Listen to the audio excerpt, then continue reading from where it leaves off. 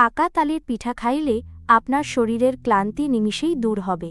তাল হইল আমাদের দেশের অনেক গুণের একটা দরকারি ফল। এতে আছে প্রচুর ক্যালসিয়াম আর অনেক দরকারি আয়রন। এই ফলে পাবেন ভিটামিন বি, যা শরীর চাঙ্গা রাখে। তালের রস আপনার শরীরের রোগ প্রতিরোধ ক্ষমতা অনেক বাড়ায়। হার্ট ভালো রাখতে রোজ অল্প তালের রস খাইতে পারেন। এই ফল আপনার হাড় আর দাঁত অনেক মজবুত করে। তালের রস আপনার পেটের হজম শক্তি বাড়াতে সাহায্য করে।